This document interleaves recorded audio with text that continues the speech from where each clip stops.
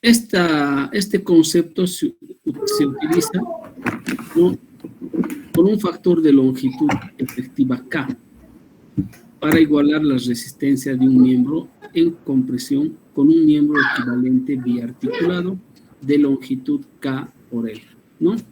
Entonces, de la fórmula ya establecida, nosotros podemos interpretar aquello con un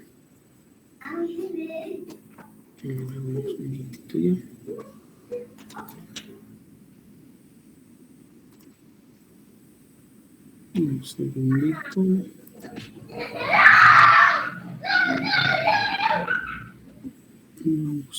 Hay alguien que está con el micrófono encendido. Vamos a silenciarlo.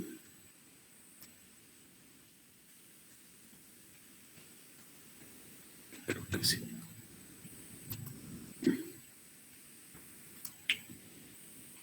Entonces, nuestra ecuación, ¿no?, el valor del P crítico quedaría como pi al cuadrado por E por I sobre K por L al cuadrado, que esto ya lo hemos visto el día de ayer, ¿no? Y el esfuerzo crítico quedaría como pi al cuadrado por E sobre K por L dividido entre el radio de giro, todo eso al cuadrado, ¿no? Es una expresión de la ecuación general de Euler que nos permite encontrar este valor de P crítico en función de la longitud efectiva de pandeo, ¿no? Y el esfuerzo. La longitud efectiva que estamos calculando, hemos dicho que va a ir variando en función al tipo de articulación que vaya a tener el elemento, ¿no? Acá tenemos una columna con restricción al giro en ambos extremos, ¿no? Es decir, no va a poder girar. Por lo tanto, para este caso, la longitud efectiva sería 0,5, ¿no? Y quedaría el P crítico, pi por E, ¿no? Pi al cuadrado por E, por la inercia, dividido entre 0,5 de L al cuadrado. Entonces, esas expresiones, ¿no?, van a ir cambiando, fíjense, en función al tipo de articulación que vaya a tener el elemento, ¿no? Entonces, K por L en una columna aislada es la longitud de columna equivalente biarticulada con la misma carga de pandeo elástico, ¿ya? Además, el KL de la columna aislada es igual a la distancia entre los puntos de inflexión de forma pandeada, deformada. Entonces, K por L puede estimarse de la deformada, ¿no? Fíjense que el día de ayer, cuando hacíamos los ejemplos, habíamos dibujado esta longitud efectiva, ¿no? Entonces, esta longitud efectiva es la longitud entre los puntos de inflexión, ¿ya? Para un elemento que permite el giro en ambos extremos, la longitud efectiva L sub E es igual a la longitud, ¿no? Pero esto cambia cuando hay un empotramiento. Un apoyo articulado, esto es 0,7 de L, K vale 0,7, y en el caso de una restricción a la rotación, pero sí al desplazamiento en la parte superior, y la restricción de rotación y traslación en la parte inferior, nos va a dar un valor de 0,5 veces L, ¿no?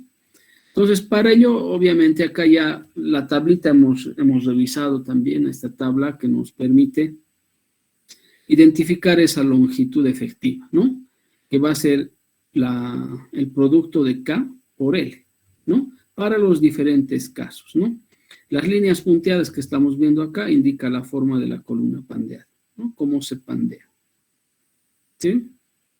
Y los valores de diseño recomendados cuando se tiene condiciones cercanas a las ideales deben ser estos.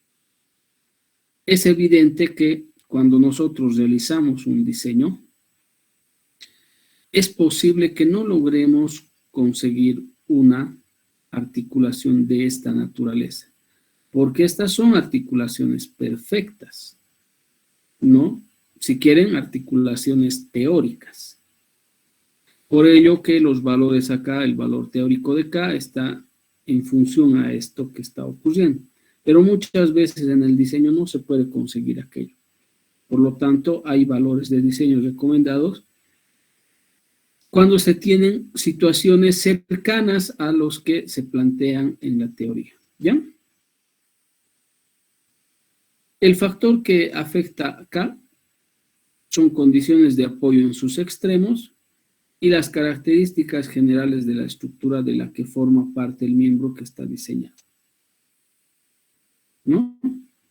Modo de pandeo de columnas en un marco con desplazamientos laterales, ¿no? Acá, por ejemplo, estamos viendo que este elemento, fíjense, en el caso A, ¿no? Es un elemento articulado en la parte inferior, ¿no? Y prácticamente en la parte superior existe una, si quieren, una conexión prácticamente rígida entre el elemento horizontal y el elemento vertical, ¿no? Rígida, ¿por qué? Porque nótese que en este caso el elemento horizontal es mucho más fuerte que el elemento vertical. Entonces, en este caso podríamos decir que es una articulación plenamente rígida, ¿no? Que va a evitar ciertos movimientos y por lo tanto la longitud efectiva sería 2 veces L para este caso. ¿Ya? El valor de K para marcos simples de un solo nivel con desplazamiento lateral permitido. ¿Ya? Condición C, K igual a 1, condición F, K igual a 2, ¿no? La inercia de inercia C, inercia G, tiene que ser 0, ¿no? Y la inercia C respecto a la inercia G, acá es infinito, ¿no? Entonces, fíjense que tiene mucho que ver la rigidez de ambos elementos, ¿no? Si en este caso ustedes verán, si tenemos un apoyo móvil o articulación, cambia la configuración si fuese un elemento completamente rígido, ¿no? Si bien va a tener desplazamiento, pero hay otro elemento acá que va a evitar que esto rote. Por lo tanto, el desplazamiento acá no va a ser 0, o más bien va a ser 0. Y no como en este caso que ya a partir del apoyo ya tiene un desplazamiento, ¿no? Y eso es porque las inercias son prácticamente diferentes. Fíjense este otro caso. Tenemos una columna completamente rígida, de secciones importantes, y acá tenemos un elemento que conecta que tiene una sección menos rígida, ¿no? Con la rigidez de esto, en comparación con la rigidez de este elemento, es mucho menor este. Por lo tanto, este le va a producir nomás un desplazamiento. En cambio, acá, por ejemplo, ya la condición en la parte inferior cambia, ¿no? Acá teníamos un empotramiento y acá ahora tenemos una articulación, ¿no? Si tenemos una articulación, esto obviamente se va a desplazar como estamos viendo en el color azul, ¿no?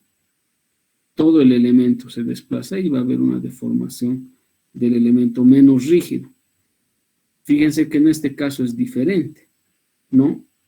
Se pandea, si quieren, el elemento se desplaza, pero no en la parte de la conexión, en cambio aquí sí. No, para este caso la condición es K igual a 2, para este caso K igual a infinito, ¿no? Valores de K para marcos simples de un solo nivel con desplazamientos laterales permitidos, ¿no? Acá, cuando tenemos marcos con elementos que restringen el movimiento, y acá marcos con apoyos fijos, fíjense que también las condiciones van cambiando, ¿no? Esto se trata o se considera como un elemento que arriostra a la estructura. Por lo tanto, acá el KL tendría que ser 0,7 menor o igual o mayor o igual a 0,5. En este caso es diferente, ¿no? ¿Por qué? Porque ya no hay esos elementos que van a restringir su desplazamiento. Por lo tanto, acá habrá un elemento de desplazamiento, ¿no? Y acá el KL, ¿no? La longitud efectiva sería menor a 2L y mayor a L, ¿no? Porque vamos a tener, ¿qué caso acá? Empotrado libre, ¿no? Si se trata del empotrado libre, nosotros habíamos visto en las tablas que el valor de K es igual a 2, como el que estamos viendo en este caso, ¿no? Pero tiene que haber, o sea, se tiene que entender de la manera siguiente. Va a depender de la rigidez de los elementos, ¿no? En este caso, por ejemplo, este elemento es mucho más rígido que este, ¿no? Entonces tendríamos acá, empotrado acá, y por acá tendríamos una articulación. Para ese caso, ¿dónde están nuestras tablas? Acá, ¿no? Articulado, o más bien empotrado y articulado, ¿no? Entonces, más o menos se trata de identificar qué es lo que está ocurriendo, pero también en función a la rigidez del elemento, ¿ya? Eso es importante. El valor de K para columnas de marcos ariostrados y no ariostrados dependen de la restricción de las juntas expresas para cada una de las juntas por el parámetro dado por G, que va a ser la suma de la inercia C sobre la longitud C, dividido entre la suma de la inercia en B, dividido entre la longitud B.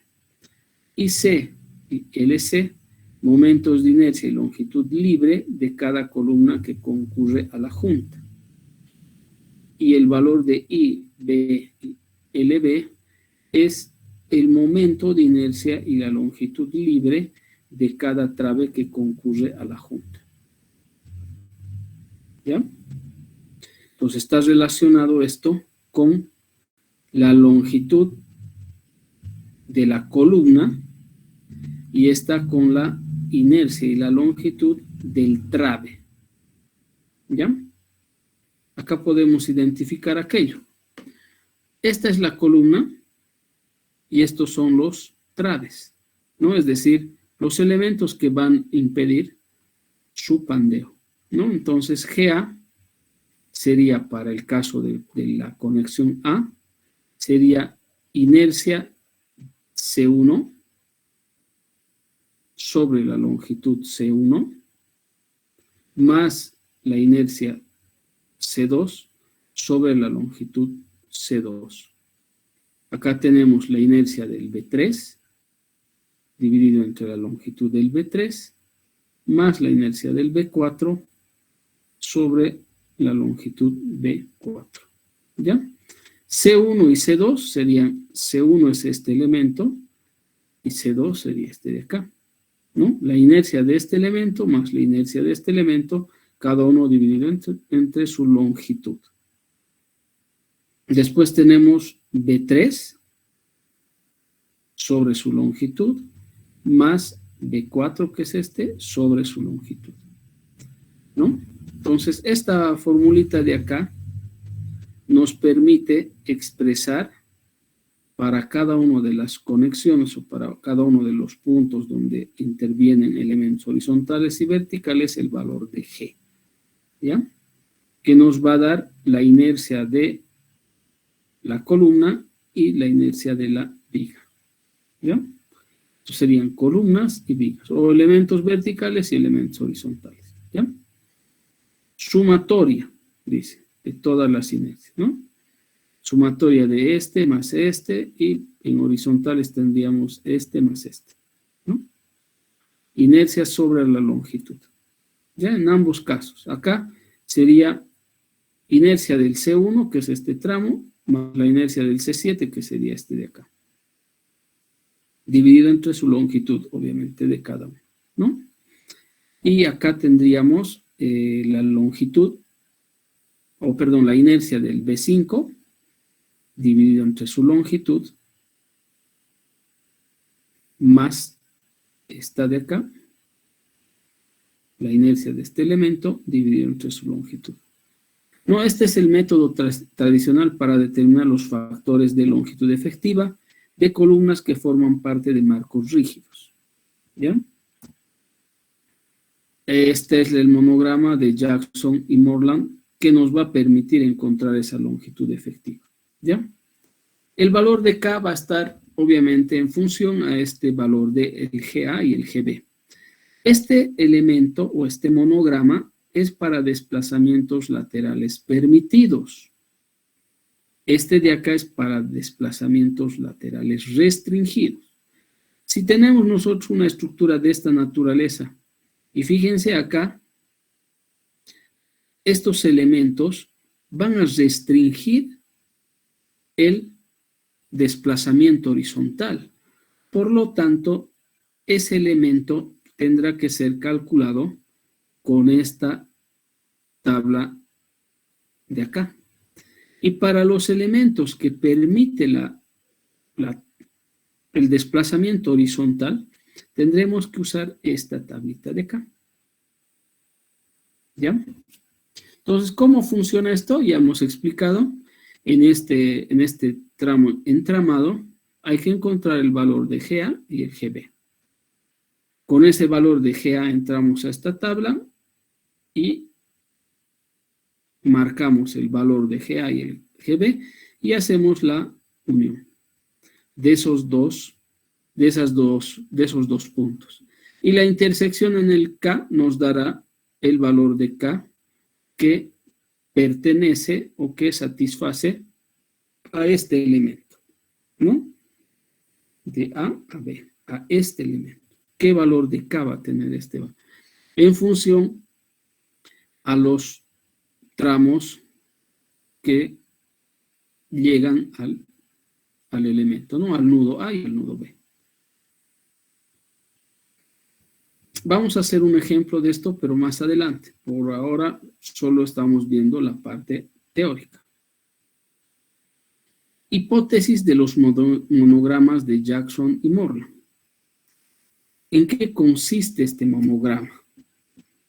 Dice que debe haber un comportamiento lineal elástico para hallar esta longitud, ¿ya? Las hipótesis, ustedes saben que son suposiciones, ¿no?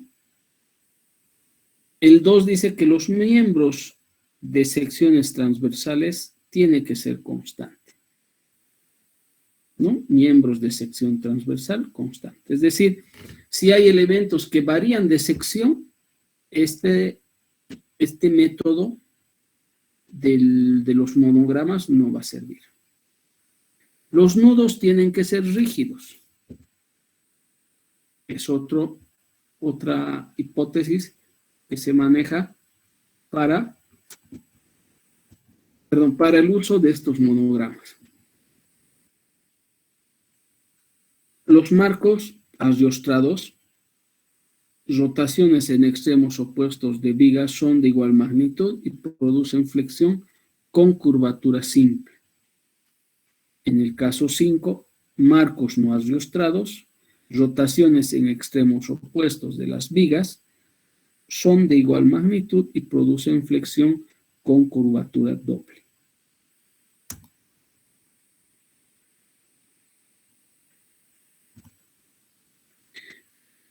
En el punto 6 dice: los parámetros de rigidez de todas las columnas tienen que ser iguales. ¿Ya? La rigidez en todas las columnas tienen que ser iguales.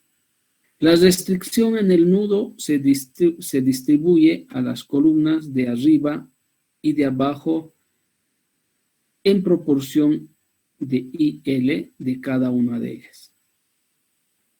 ¿Ya? Entonces dice: la restricción en el nudo se distribuye a las columnas de arriba y de abajo en proporción I sobre L de cada una de ellas.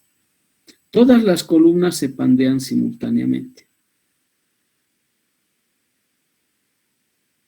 ¿Ya? Esas serían nuestras 8 hipótesis para el uso de estos monogramas. ¿Ya? No es complicado hacer esto. Vamos a ver unos ejemplos. Es sumamente sencillo cuando se tratan de elementos de analizar la columna con otros elementos, ¿ya? Que serían los agiostres. ¿Qué está pasando?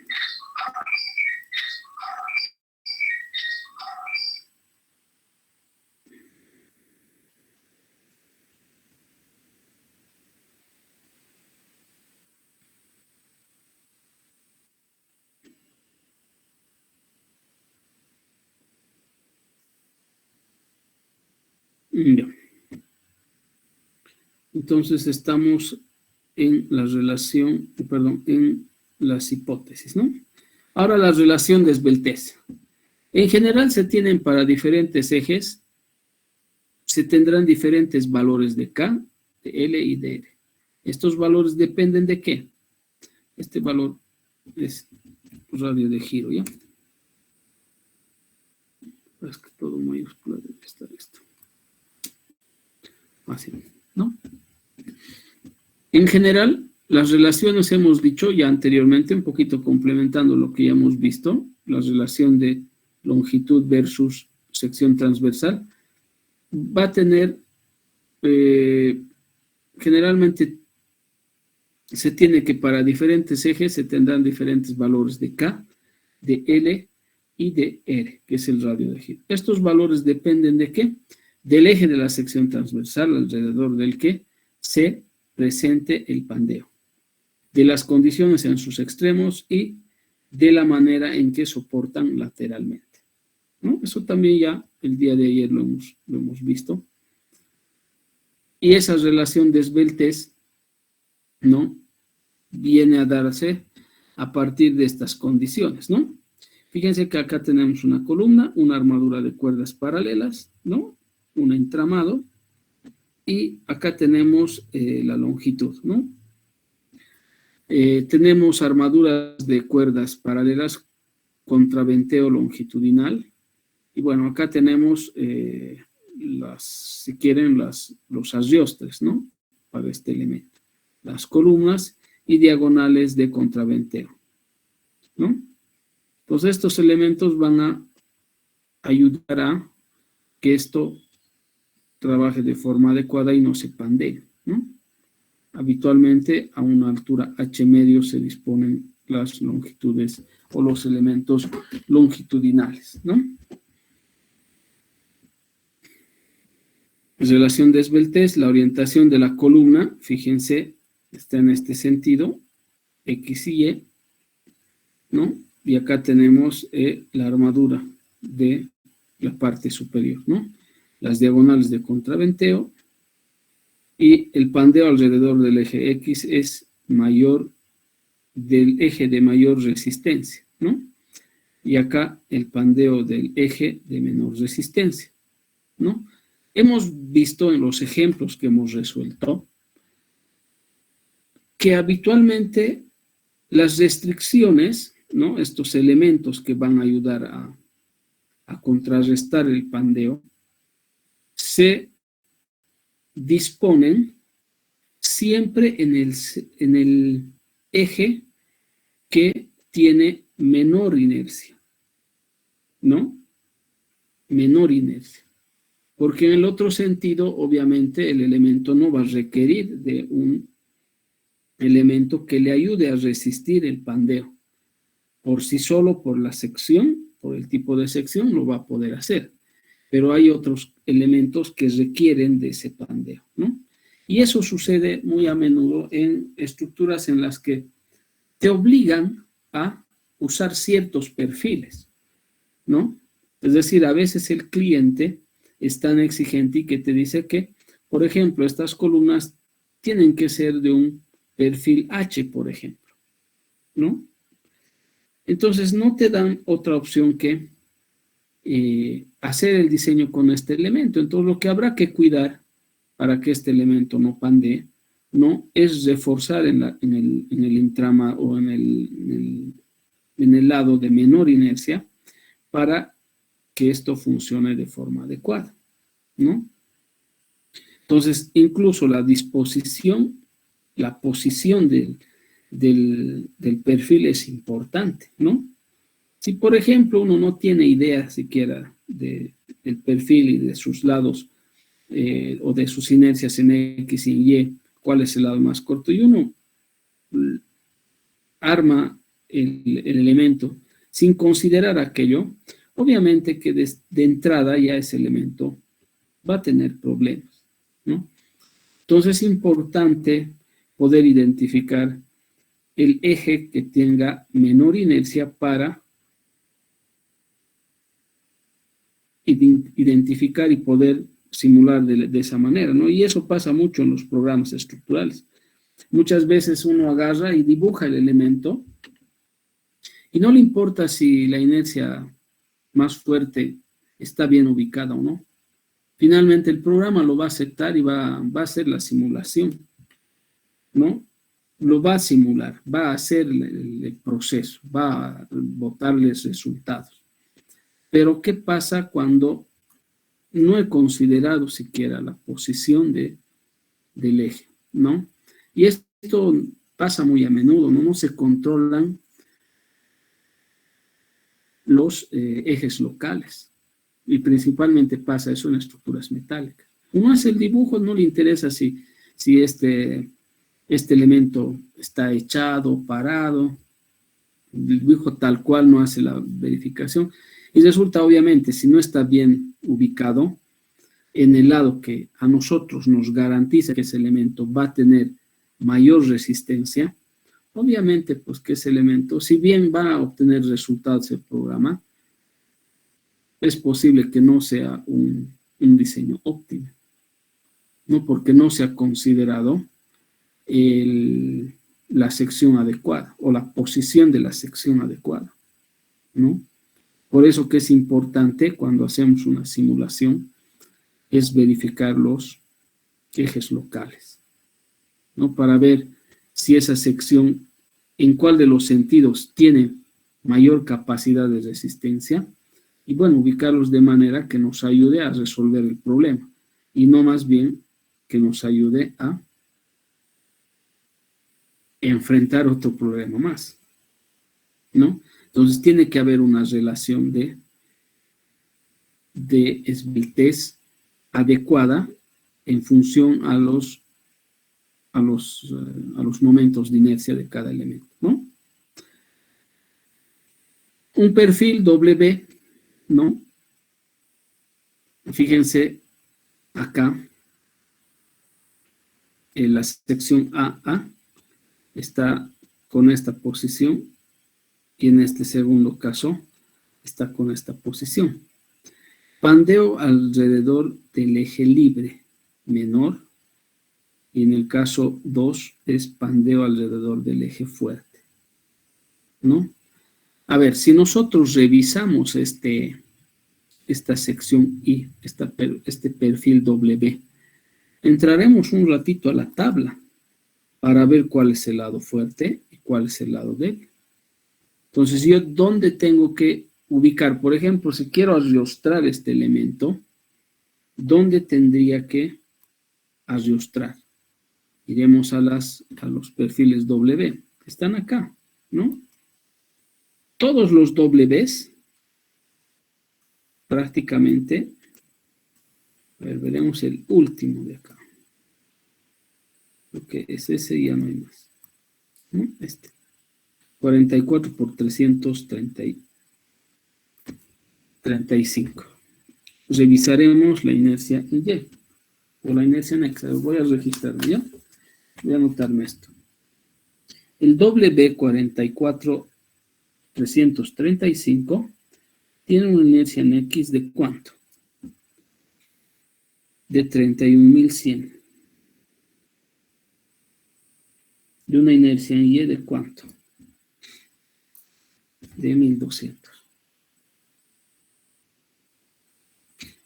Iremos a otro, a un intermedio. De 8, entonces uno de 20 veremos. Uno de 20. 25 podría ser cualquiera. Uno de 20.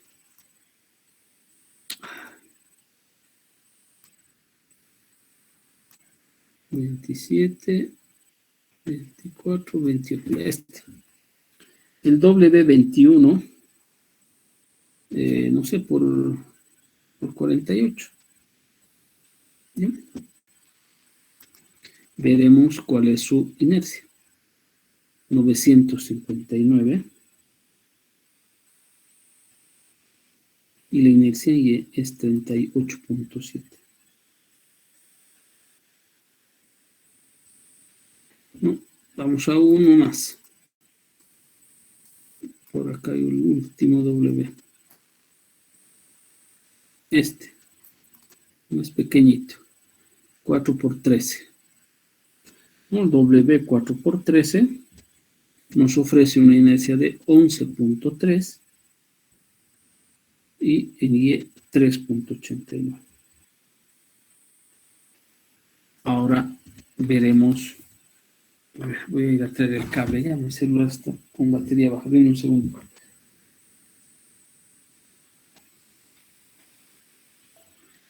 Entonces, a ver, veremos qué suceden con esos tres elementos, ¿ya? Vamos a compartir un ratito la pantalla.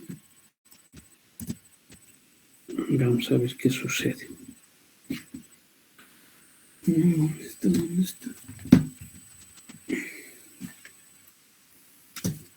Ya. A ver.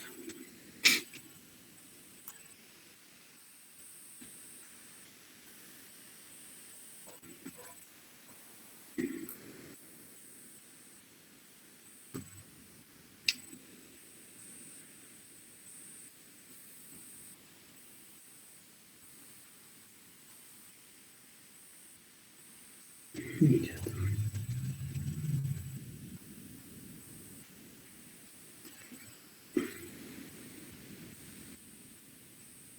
Bien, ahora sí. Entonces, a ver, nos iremos a... ¿Dónde está acá? Resistencia de materiales. Nuevo.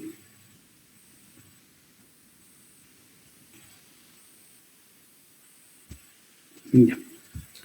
Vamos a ver, veremos.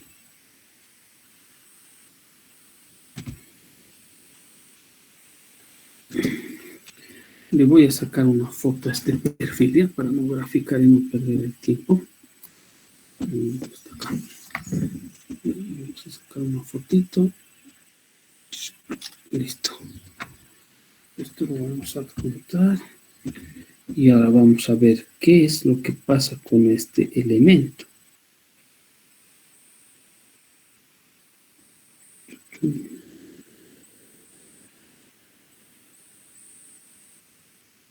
No importa cuál sea, ¿no? No importan las dimensiones. Ya hemos verificado que este elemento,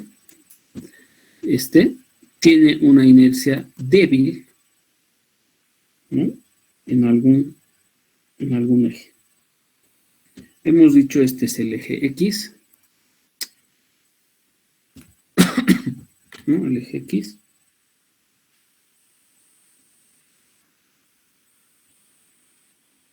Y el eje Y. ¿Ya? La inercia de todos estos hemos registrado y hemos dicho que tienen inercia en X mayor que la inercia en Y. Y eso lo hemos verificado. Hemos visto 3 casos. Uno era de el W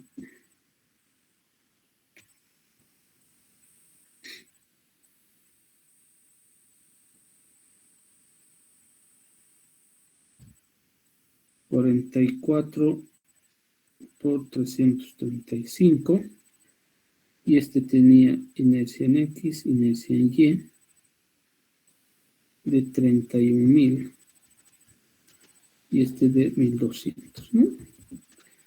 El otro era el 21 por 48 y tenía una inercia en X y una inercia en Y también diferentes, ¿no?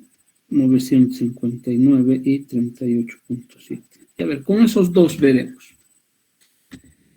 Acá está nuestro eje X.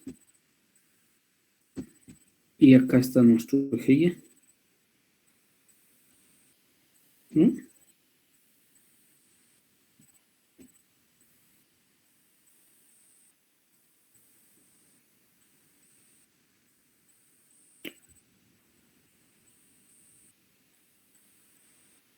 Ahí está, ¿no?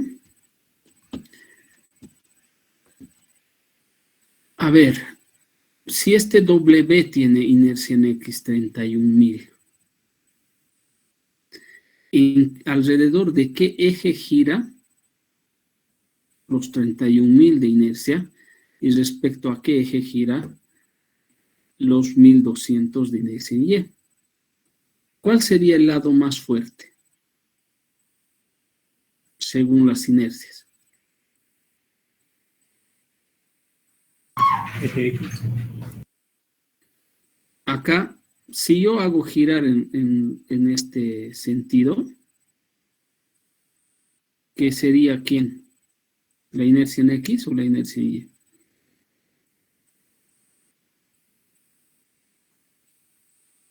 ¿Cuál sería el lado más fuerte? ¿Este lado o este lado?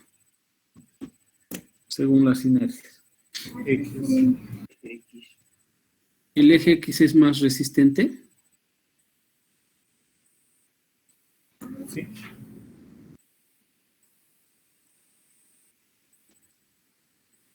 ¿Qué dicen? ¿El resto qué dice? Yo creo que sí. Eje Y sería. El eje Y. ¿El eje Y o el eje X? El eje Y. Ya, el eje Y dice uno. A ver, el resto. Eje Y. ¿El eje Y o el eje X?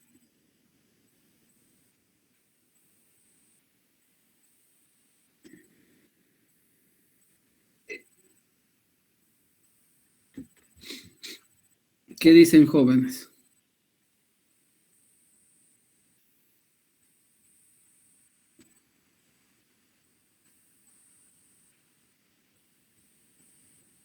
A ver, recordaremos primero el concepto de inercia o del momento de inercia. ¿Alguien me puede decir cuál es el concepto del momento de inercia? En mis palabras, Inge, sería es la fuerza que impide que el objeto se deforme. Más o menos, cerca. A ver, otro concepto.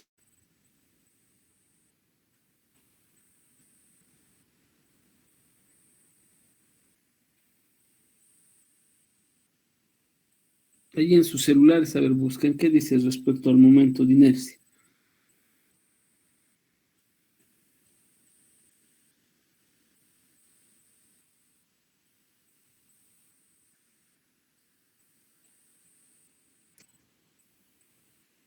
violentamente. Y vamos a recordar qué había sido el momento de inercia. ¿Por qué es importante el momento de inercia en este tipo de elementos?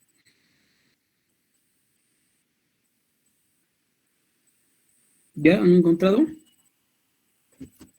Se dice sobre la distribución de la masa para los sistemas Ya. respecto a la rotación de eje de giro. Ya. En realidad, a ver, yo les diré qué es lo que yo entiendo por inercia. Según conceptos, el momento de inercia es la oposición a la rotación del elemento.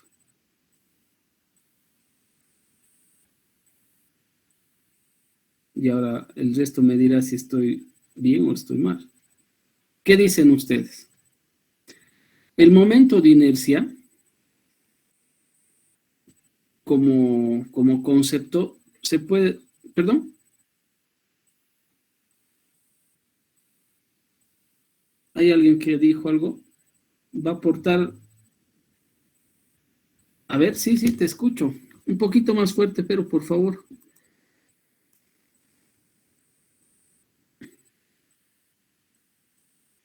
A ver, vamos a ver. Hay alguien que nos está queriendo decir algo. Giovanni, puede ser. Giovanni creo que está queriendo compartir algo.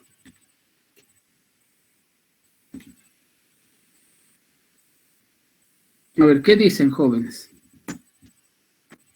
A ver, vamos a interactuar pues con el internet. Les voy a ayudar ya que ustedes no quieren ayudar. Momento de inercia. Vamos a ver qué dice.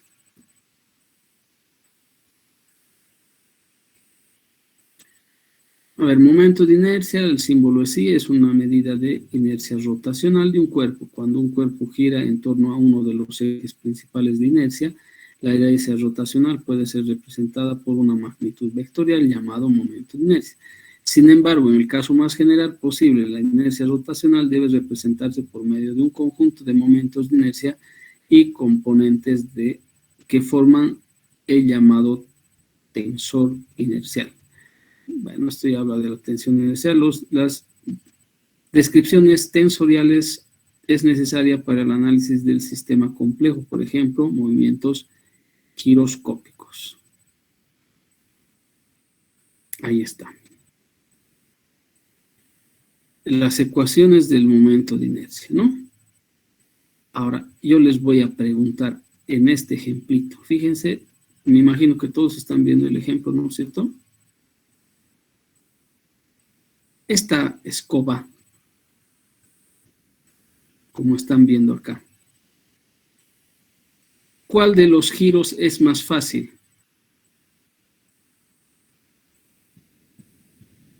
¿Este de acá o este de acá? La 1. El 1. ¿El 1 es más fácil?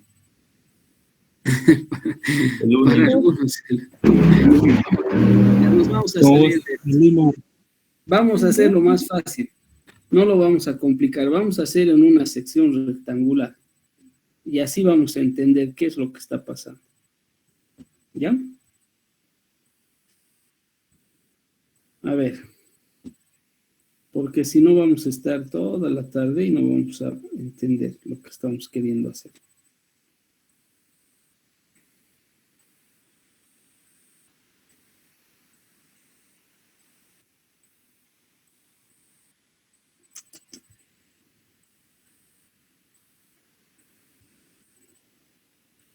Ya.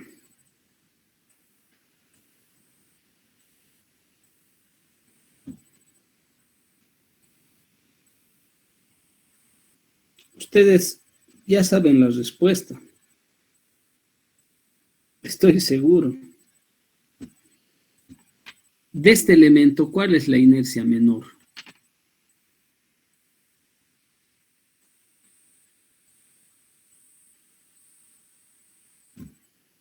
¿Qué dice? Creo que mi tabla lo he perdido por acá. No sé si era esta tabla. Ah, este lo vamos a restaurar. Lo he eliminado y ahora necesito.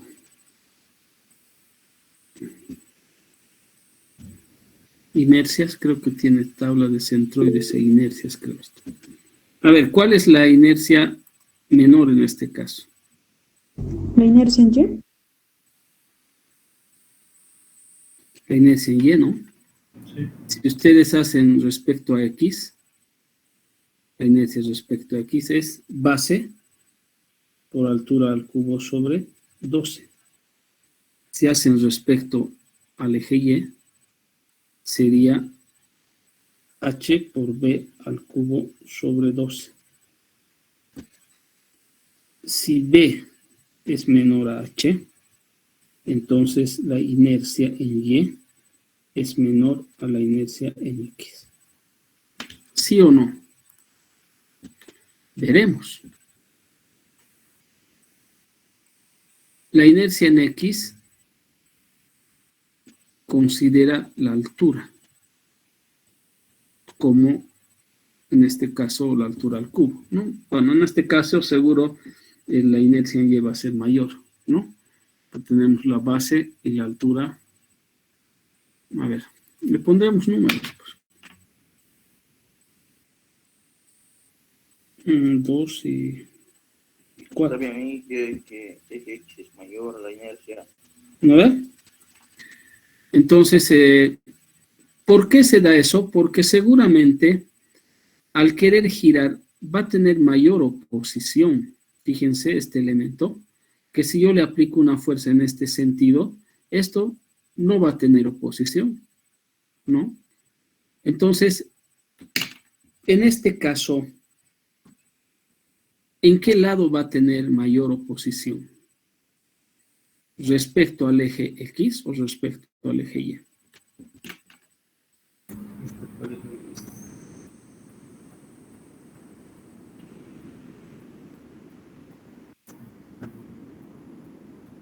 Si acá hemos dicho que la inercia en Y es menor a la inercia en X, quiere decir que en este sentido tiene mayor rigidez, ¿no?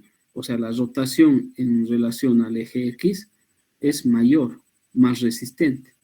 Acá nos están diciendo que en el eje X, ¿no? Esa rotación respecto al eje X es mayor. Por lo tanto, ¿dónde tendríamos que arrostrar nosotros este elemento? Tendríamos que ver la manera de conseguir un perfil que arrostre en este sentido, ¿no? Para que ayude justamente a esta, si quieren, traslación, si quieren, rotación, ¿no? Que tiene menor inercia, ¿no? Entonces, toda esta teoría es importante, yo les decía por eso, al momento de cuando uno realiza la simulación estructural, muchas veces uno dice, no, y que vaya así como está acá. Pero resulta que esto no nos va a ayudar a darle solución, posiblemente nos traiga más problemas.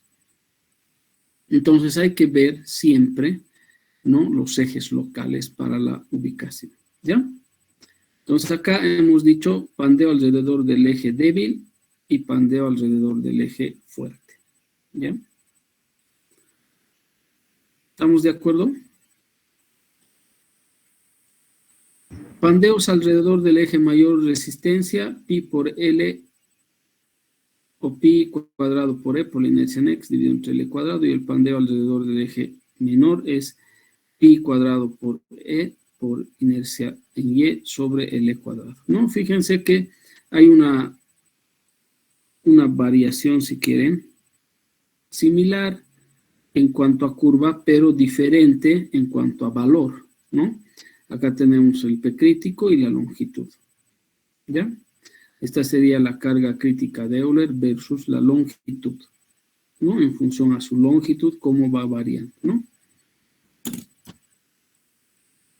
Relación de esbeltez, ¿no? Para elementos ya que tienen entramados, ¿no? Fíjense que acá tenemos un entramado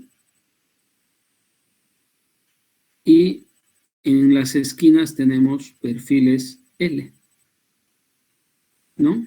Sección conformado por 4 ángulos de lados iguales y con elementos que están siendo entramados, ¿no? Entonces, para este caso, pues imagínense que para un elemento con una sección definida es complicado analizar cuál es la sección crítica. Imagínense en un entramado, o sea, la complicación es mucho mayor, ¿no? Mucho mayor. Entonces, habrá que, fíjense, las cuerdas, tanto superiores como los montantes, deben ser bien ubicados, ¿no? Es decir, en la mayor, si quieren, en la posición que mayor rigidez nos dé. No, es decir, no puedo agarrar un elemento y ponerle como a mí se me antoje. Lo que tengo que analizar es la rigidez, con la finalidad de que me ayude a dar soluciones y no problemas, ¿ya? Entonces acá tenemos el radio de giro en X, que va a ser igual al radio de giro en Y, y eso es KX por L dividido entre RX, el radio de giro en X, que va a ser igual a KY por L dividido entre el radio de giro en Y, ¿no? Y por otro lado, de un solo ángulo tenemos el KZL por RZ, ¿no? Igual, donde RZ es de un solo ángulo, ¿no? Relación de esbeltez de una columna armada, ¿no? Esa sería la relación que existe entre en este caso, las esbelteces de cada uno de los elementos, ¿no? Acá otro caso, ¿no? Fíjense que tenemos dos perfiles C y tenemos unas planchas que van a unir estos dos elementos, ¿no? Acá tenemos D2, D1 y D2, ¿no? La distancia de esta plancha y la distancia entre la separación de las planchas, ¿no? Estos son dos perfiles C y habría que encontrar aquí columna en compresión formada por varios perfiles, ¿no? B, 60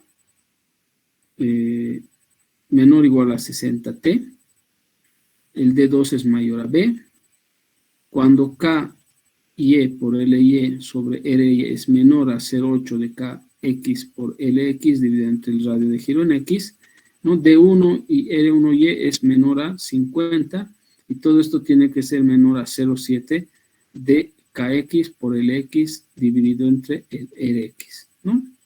Cuando K sub Y, ¿no? Para el caso del eje Y, la longitud Y sobre el radio de giro Y es mayor a 0,8 del KX por LX dividido entre RX, ¿no?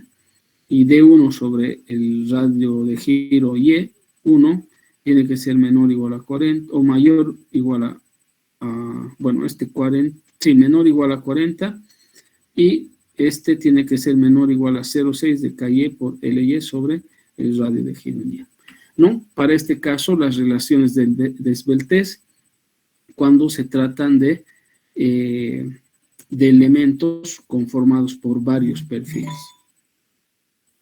Y acá otra relación, ¿no?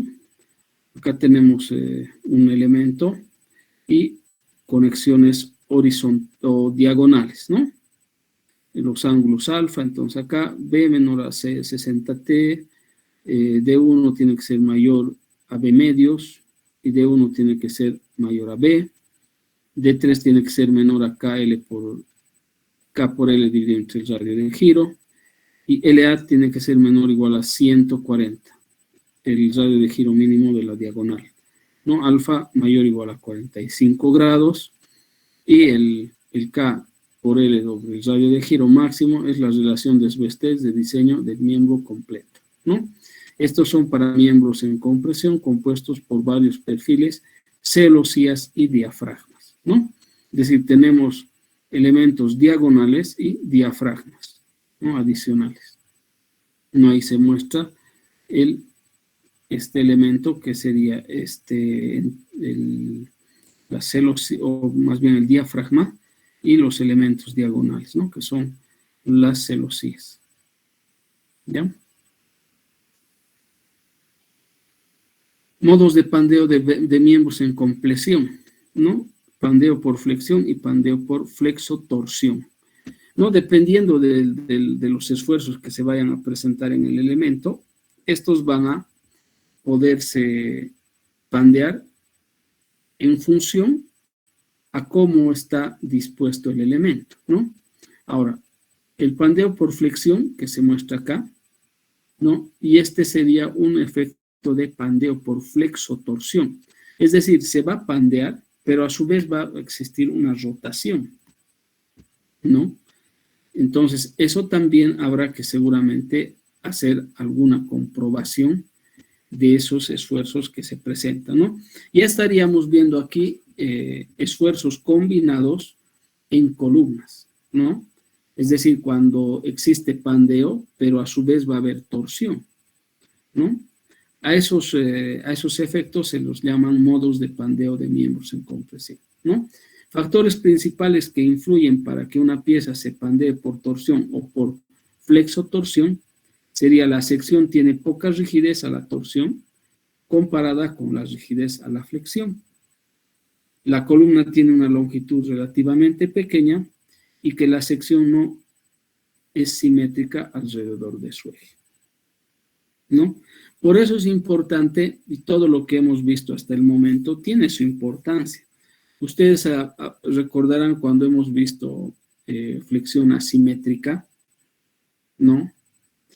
Si cambian los ejes, ¿no? Ejes principales, con seguridad que vamos a tener, pues en esos casos, vamos a tener un efecto de compresión y torsión, ¿no? Y justamente se dan porque las longitudes o las secciones no son simétricas alrededor de sus ejes, no hay asimetría. Entonces, nosotros hemos encontrado un momento que ocasiona flexión, ¿no? Esfuerzo de flexión, pero para los ejes principales. ¿No? Eso quiere decir que en esos casos, como está en el eje principal, no va a existir rotación, pero si estaría aplicada en un punto donde no son los ejes principales, con seguridad que va a haber presencia de rotación, ¿ya? Acá tenemos algunos perfiles, ¿no? Secciones susceptibles al pandeo por torsión y flexotorsión, ¿no? Este ángulo tiene esta sección en U también, secciones en T, ¿no? Doble angular, sección en T en este caso simétrica en un lado y asimétrica en el otro, ¿no? Acá también simetría en un lado y asimétrica en otro, y acá completamente asimétrica, ¿no? Secciones laminadas en caliente, ¿no? Hay que diferenciar, ¿no? Las secciones laminadas en caliente son estas que vienen prácticamente con los bordes redondeados, ¿no? Y las secciones conformadas en frío son las que no vienen con las aristas redondeadas, ¿no? Prácticamente son rectas. Son elementos que se conforman en frío, ¿no? Son plegadas, es decir, elementos plegados, ¿ya? Esta, obviamente, tiene asimetría, esta también, esta igual, esta igual, esta igual, ¿no? Entonces, acá se está presentando las secciones susceptibles al pandeo por torsión o flexotorsión, ¿no? Es decir, cuando se presenta un esfuerzo, es posible que falle por pandeo y por torsión, o por flexotorsión, ¿no? Ya se estarían combinando en este caso dos tipos de esfuerzos, ¿no? Flexión y torsión, en función al tipo de sección que vayamos a utilizar. Entonces, eso también es importante al momento de seleccionar un elemento para nuestras estructuras, ¿ya? Entonces, quedaremos acá, vámonos al descanso unos 10 minutitos, ¿no? Yo tendría que ajustar acá. Acá tendría que poner el ajuste. Los elementos que van a ayudar a que esto no se pandee, ¿no? Porque es fácil darse cuenta, ¿no? Un elemento rectangular, si yo le aplico fuerza, no se va a pandear en este sentido, ¿no? Esto se va a pandear en este sentido, ¿no? Es como si tuviera este elemento. En 3D, si dibujo esto así, y acá le pongo el ajuste, o perdón, el empotramiento, esto no se va a pandear así.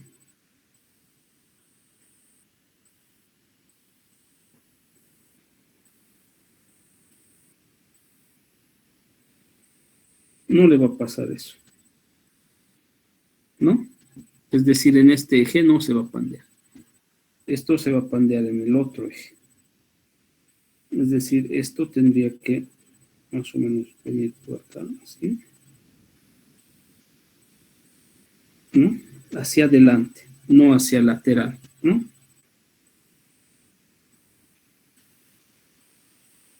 En ese sentido se va a pandear. ¿Sí? ¿Se logra entender?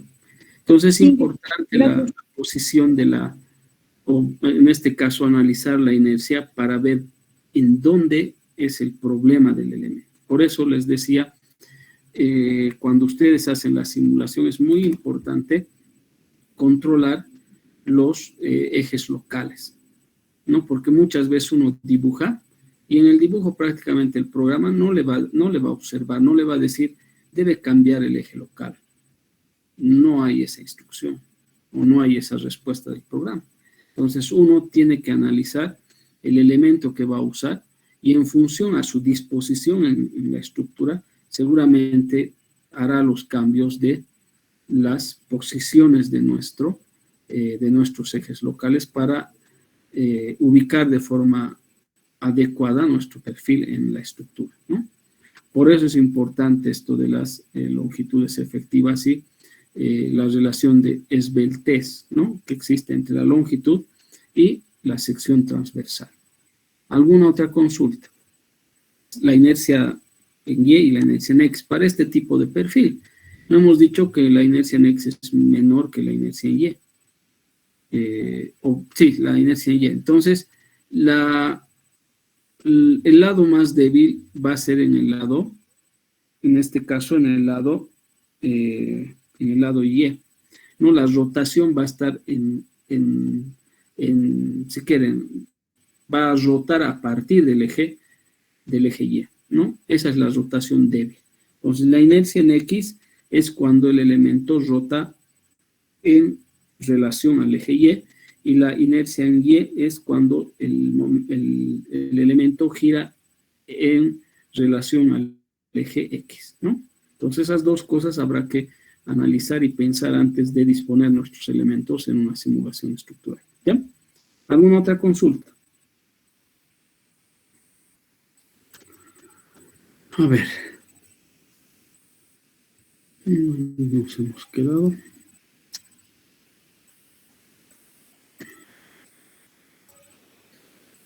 A ver.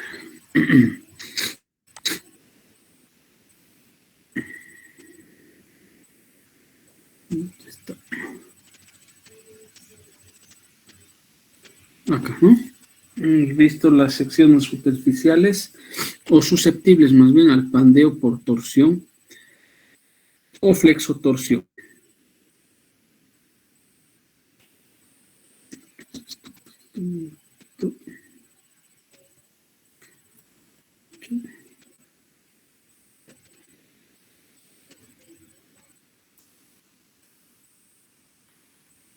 Ahora sí.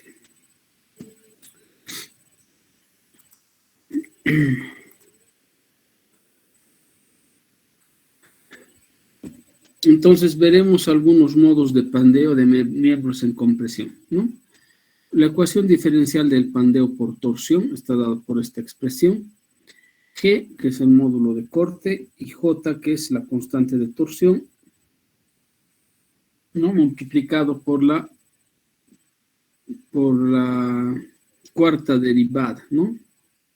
De tita respecto de X, menos E por CW por la segunda derivada de tita respecto de X, igual a P por el radio de giro polar al cuadrado, multiplicado por la segunda derivada de tita respecto de X, ¿no? Pues esta sería la ecuación diferencial para el pandeo por torsión, ¿no? Es decir, que se van a producir tanto pandeo, ¿no? Por esfuerzo de torsión. Entonces, esta expresión nos estaría dando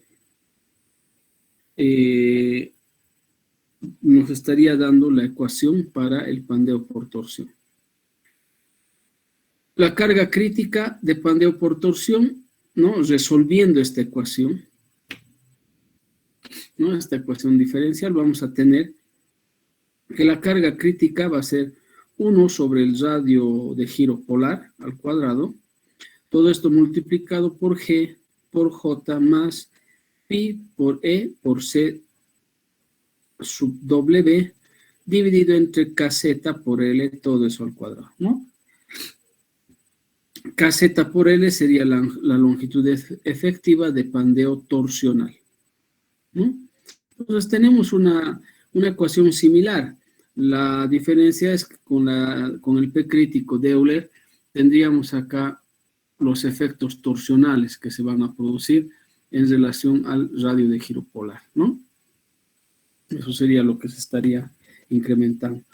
Las resistencias de columnas de acero, ¿no? Va a depender de la esbeltez del miembro, que es la relación otra vez acá, L sobre R, ¿no? L sobre R, que es el radio de giro. Restricciones de los apoyos de la columna, el factor de longitud efectiva, ¿no? La presencia de esfuerzos residuales y fluencia, curvaturas iniciales, excentricidades de la carga, ¿no? Son los factores que van a incidir en la resistencia de una columna de acero.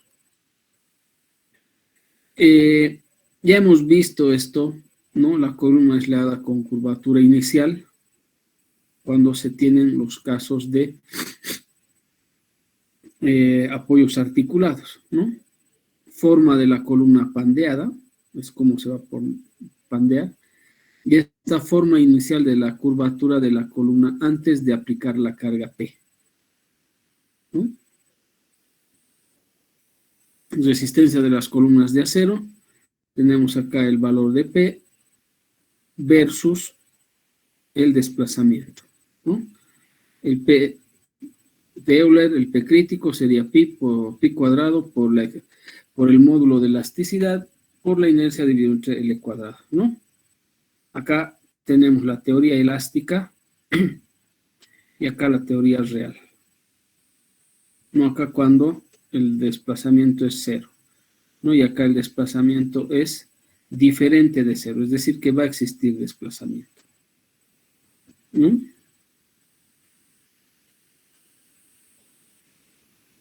Resistencias de la columna de acero, límite según la ASTM para falta de rectitud máxima permisible. En miembros de acero sería el delta sub 0 sería menor o igual a L sobre 1000. La medida promedio en fuerza de rectitud para la columna de acero sería semejante a L sobre 1500, ¿ya? Esas serían las deformaciones o los desplazamientos que permitiría según la normativa en columnas de acero. Columnas de acero con cargas excéntricas, ¿no? Esto también, ya algo de esto hemos visto, ¿no? Acá tenemos el P crítico versus el desplazamiento, ¿no? Acá la excentricidad igual a 0 y cuando existe una excentricidad, obviamente que va a ser diferente a cero, ¿no? Esa es la gráfica de P delta.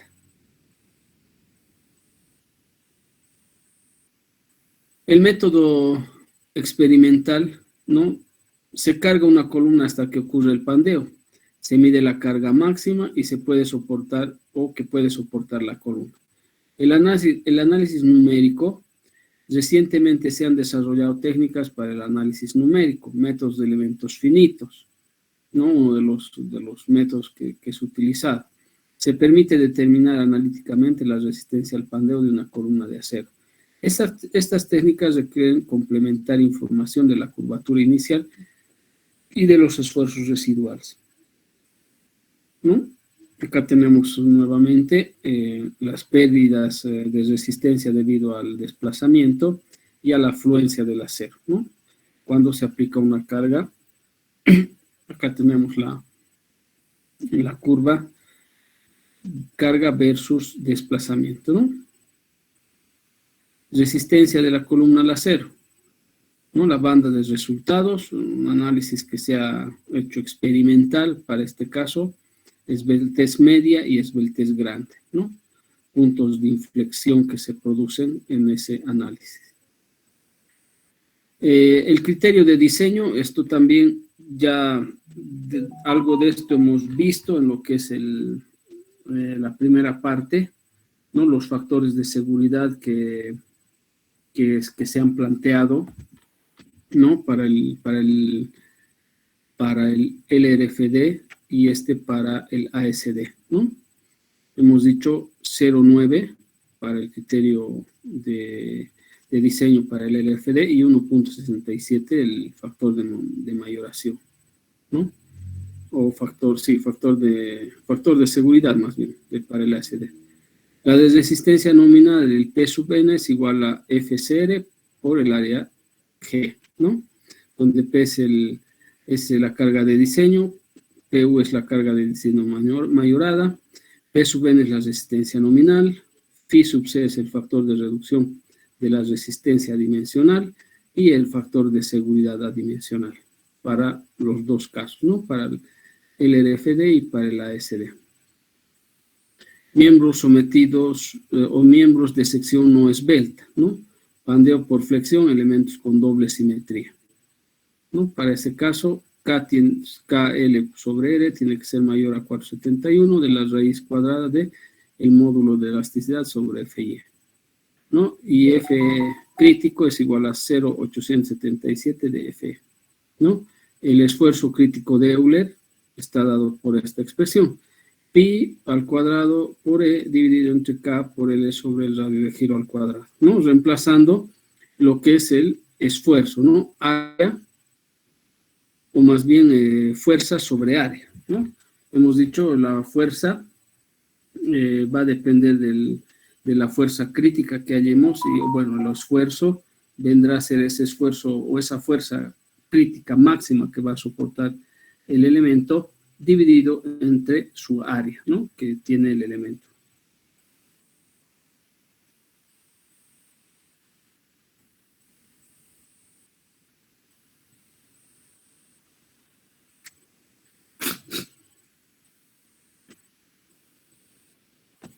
Pandeo por fricción en elementos con doble simetría, ¿no? Acá ya estaríamos hablando de elementos asimétricos, ¿no? Pero que soportan cargas, en este caso, de compresión y producidas, bueno, y estas producen un efecto de flexión en el elemento, ¿no?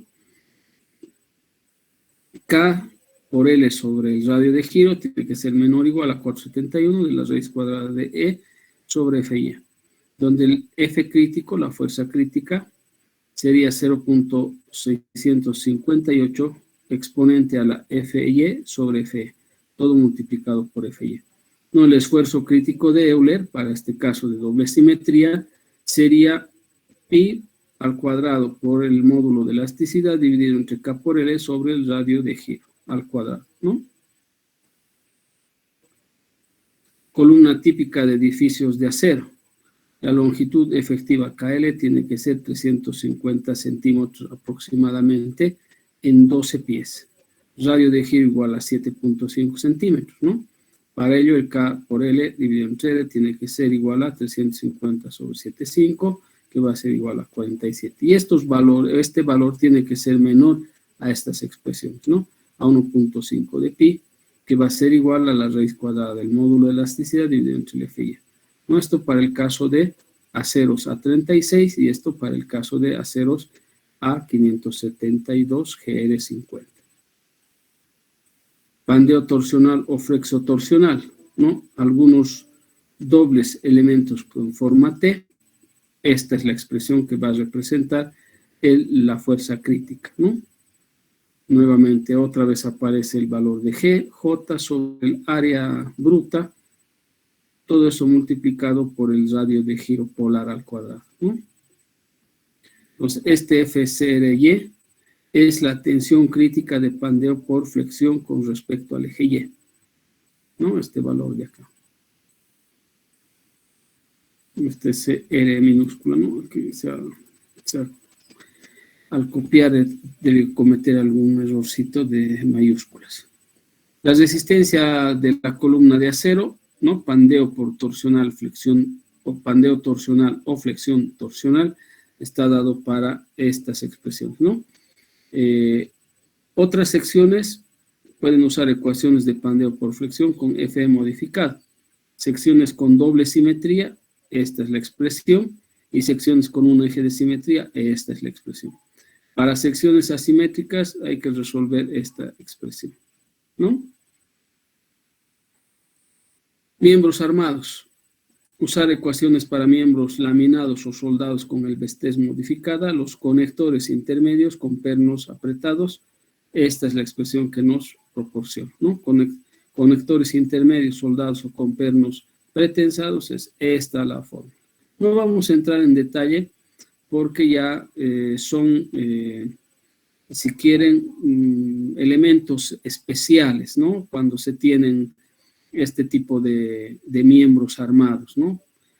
Por ejemplo, laminados y soldados con el esbeltez modificada, ¿no? Conectores intermedios, soldados y con pernos pretensados. Entonces, ya son elementos especiales, pero que vale la pena que ustedes conozcan que en el tema de columnas y elementos de Hagiostre hay una variedad realmente y hay mucho que estudiar, ¿no? Restricciones dimensionales, esbeltez de componentes entre elementos conectados y la esbeltez de elementos conectados, ¿no? L sobre R tiene que ser menor o igual a 140 en reticulado simple y 200 para el reticulado doble. Ya la relación de LR cuando tenemos elementos conectados, ¿no? Reticulados, para las retículas que hemos visto en diapositivas anteriores. ¿Ya? Entonces, con esto habríamos concluido esta otra parte que está relacionado al análisis de columnas reticuladas, ¿no? Y por último, tendríamos que ver lo que es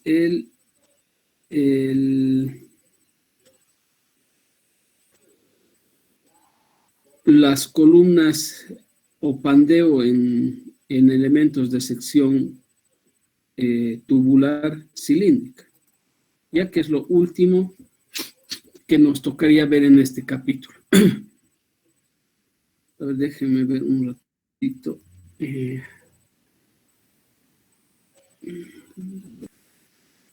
Hay poca información respecto a este tema. Y bueno, no lo he puesto en presentación porque ya el tiempo no me ha alcanzado, ¿no? Pero están acá las ecuaciones que nos van a permitir realizar el pandeo en elementos tubulares, ¿ya? Están las resistencias a la compresión, resistencia a la flexión, ¿no? De los elementos, de igual manera, tanto para el RFD como la SD, ¿no? Habitualmente esos dos métodos se utilizan en el cálculo de estructuras metálicas, ¿no? Bueno, como comentario general, ¿no? Podemos decir que las secciones tubulares cilíndricas laminadas en frío son económicas para miembros sujetos a flexión y torsión debido a que poseen un radio de giro considerable comparado con el área de sección transversal, a que tiene el mismo radio de giro en todas las direcciones. No tiene ejes débiles y a su gran rigidez torsionante, ¿no? La eficiencia estructural de dicho miembro tubular en las estructuras de acero es ampliamente reconocida. Comparaciones hechas con la capacidad de carga de columnas en base a miembros tubulares cilíndricos y cuadrados y miembros en base a angulares laminados en caliente han indicado que el mismo tamaño y peso, los tubulares cilíndricos resisten 2.5 y 1.5 veces la carga de diseño de los angulares laminados en caliente, cuando la longitud de la columna es igual a 36 y 24 veces la dimensión de la sección respectiva. Este es un capítulo, en este capítulo se presenta la fundamentación teórica y experimental para determinar la resistencia nominal de miembros cilíndricos tubulares sujetos a flexión con presión axial. Asimismo, se representa la especificación correspondiente del AISCI para el diseño de dichos miembros, ¿no? Entonces, en comparación con todos los elementos que hemos ido analizando en nuestros ejemplos, ¿no? Hemos visto secciones W, sección M, sección C. Realmente este elemento tiene pues una gran característica relacionada con los esfuerzos torsores, ¿no? Y eso hace que frente a otros elementos sea pues un elemento que conlleva un diseño económico y obviamente siempre buscando que nuestras estructuras tengan el menor peso posible, ¿no? En toda estructura, no solamente metálica, ¿no? Hablando de las estructuras en general, lo que se busca principalmente desde hace mucho tiempo es reducir, si quieren, el peso en nuestros elementos. Porque esto va a incidir directamente, uno, en el costo y otro, de alguna manera, va a incidir también en las secciones de nuestros elementos que vayan a soportar esas cargas. ¿Y quiénes son esos elementos? Prácticamente son las columnas. No en una edificación, si ustedes, que sirva esto como algo que se ha ido buscando desde hace mucho tiempo. Ustedes recordarán hace mucho tiempo, y esto seguramente ustedes también lo han escuchado, muchos de los edificios y casas en general, ¿no? Lo que se pretendía era hacer una losa de hormigón macizo, de 15, 20 centímetros, ¿no? Dependiendo del cálculo. Pero a medida que ha pasado el tiempo, esto se ha ido modificando, desde lo que es un hormigón macizo en losas, hasta lo que actualmente se manejan losas alivianadas con esferas de plástico, ¿no? Pasando por ¿quién? Por losas con complemento cerámico, ¿no? Posteriormente el complemento cerámico se ha convertido en complemento de plastoform.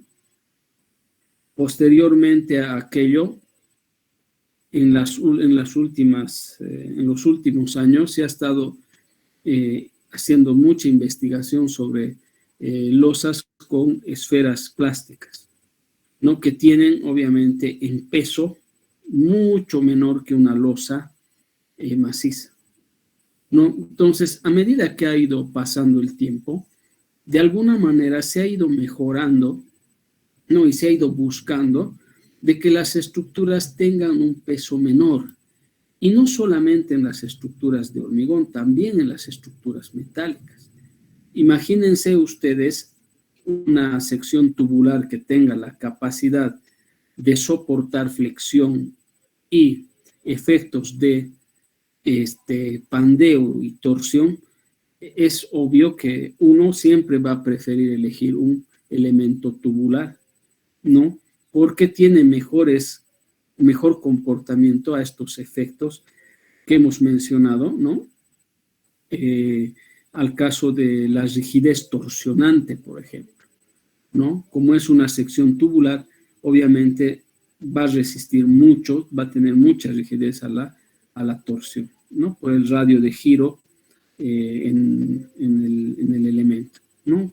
Entonces, tiene mejores comportamientos y obviamente la sección tiene pues mucho que ver porque al momento de analizar nosotros elementos de tipo columna sometidos a cargas axiales, hemos visto que la relación entre la longitud y la sección es muy importante. Por lo tanto, seguramente cuando veamos más adelante las ecuaciones, esa sección transversal que tiene un elemento tubular cilíndrico, con seguridad es que va a ayudar a mejorar el efecto de el pandeo en los elementos, ¿no? Y obviamente el efecto torsional también, porque su gran rigidez torsional es muy importante para este tipo de elementos, ¿ya? Entonces, en este capítulo se van a presentar toda la parte de la fundamentación teórica para determinar las resistencias nominales en los miembros cilíndricos tubulares sujetos a flexión y compresión axial. ¿No? Flexión, ¿por qué? Porque en realidad nos interesa el pandeo y la compresión axial es la fuerza que va a producir justamente esta flexión, ¿ya? Tipos tubulares cilíndricos, ¿no? El comportamiento del pandeo en los elementos tubulares cilíndricos, el cual será discutido más adelante, es considerablemente afectado por la configuración de la curva esfuerzo de formación del material. Las imperfecciones geométricas, como la falta de redondez y los esfuerzos residuales, por consiguiente, es recomendable clasificar a los tubulares cilíndricos en función de su comportamiento al pandeo. En general, los tubulares cilíndricos pueden agruparse en 1, tubos manufacturados y 2, tubos habilitados. Los tubos manufacturados son producidos en serie, en planta, a través de diversos métodos como el soldado y la extrusión. Los tubos habilitados son producidos en talleres estructurales a partir de placas soldadas, atornilladas o remachadas. Como los tubos habilitados usualmente tienen las imperfecciones geométricas, la resistencia al pandeo local de dicho tubo puede ser considerable o considerablemente menor que la de los tubos manufacturados, ¿no? Los tubos manufacturados pueden clasificarse en 3 tipos: tubos sin costura, tubos soldados y tubos expandidos o formados en frío. Para los tubos sin costura, la curva esfuerzo de formación es afectada por los esfuerzos residuales causados por el proceso de enfriamiento de los tubos. El límite de proporcionalidad de los tubos es aproximadamente el 75% del esfuerzo influencia. Este tipo de tubo tiene la misma propiedad en toda la sección. Por otro lado, los tubos soldados, producidos a partir de placas soldadas, láminas en frío, tienen esfuerzo de deformación con fluencia gradual, como se muestra en la figura 2.2, debido al efecto de Brauchinger a los esfuerzos residuales causados por el proceso de manufacturación. El límite de proporcionalidad de tubos soldados mediante resistencias eléctricas puede llegar a asumir valores más bajos como el 50% del esfuerzo influencia. Los tubos formados en frío también tienen curvas de esfuerzo de formación con fluencia gradual debido al efecto de Brauchinger y el efecto de laminado en frío. ¿Ya? El pandeo por flexión, ¿no? Las ecuaciones básicas para columnas sujetas a pandeo elástico e inelástico por flexión discutidas son usualmente aplicables a miembros tubulares sujetos a compresión con límites de proporcionalidad o proporcionalidad no menores al 70% del esfuerzo de fluencia. Para tubulares soldados mediante resistencia eléctrica como límites de proporcionalidad relativamente pequeños, las siguientes ecuaciones pueden ser usadas para determinar la resistencia por pandeo por flexión en tubos de acero al carbono con FIE de 3.162 y 3.865 kilogramos sobre centímetro cuadrado. Entonces, esas ecuaciones son estas, ¿no? Para K por L entre R tiene que ser menor a la raíz cuadrada de 3 por pi al cuadrado sobre el módulo de elasticidad dividido entre el FIE, que es el límite de fluencia del acero, ¿no? Y el esfuerzo es igual a FIE por 1 menos 2 raíz, o dividido entre 3 por la raíz cuadrada de 3, todo esto multiplicado por la raíz cuadrada de FIE, dividido entre el pi al cuadrado por el módulo de elasticidad, todo esto multiplicado por K por L, dividido entre el radio de giro.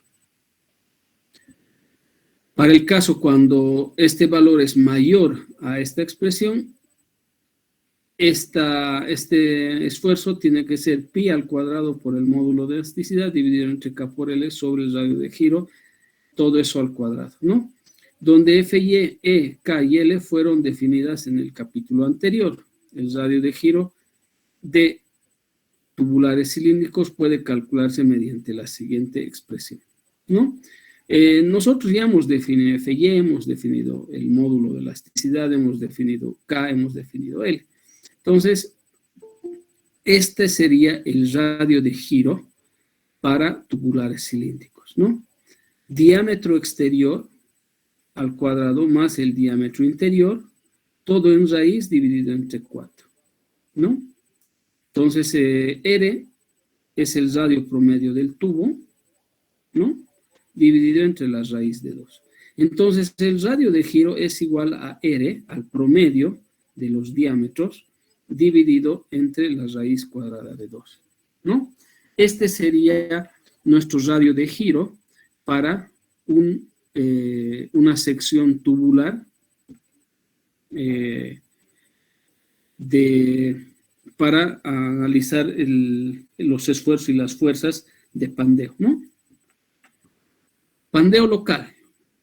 El pandeo local bajo carga axial, cuando un tubular cilíndrico es sujeto a compresión axial, ¿no? Ver la figura 1, vamos a ver enseguida cuál es esa figura. La estabilidad elástica del tubo es más complicada que en el caso de una placa plana.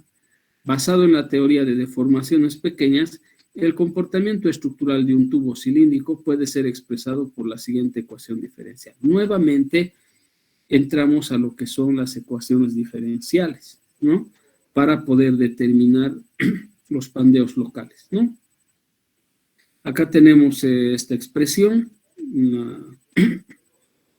una expresión complicada que a nosotros realmente en el curso no nos interesa resolver esta ecuación, ¿no? Lo que nos interesa es cuál es esa expresión que vamos a usar nosotros para determinar justamente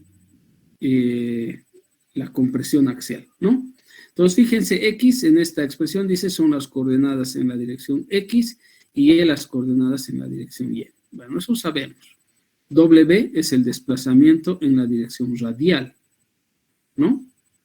NX es la carga axial aplicada, T es el espesor del tubo, R es el radio del tubo, E es el módulo de elasticidad, D es esta expresión, E por T al cubo dividido entre 12 por 1 menos mu al cuadrado, donde mu es la relación de Poisson, de 0.3, ¿no?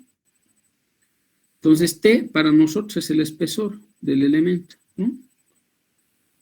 Todo eso dividido entre 12 por 1 menos mu, que mu es la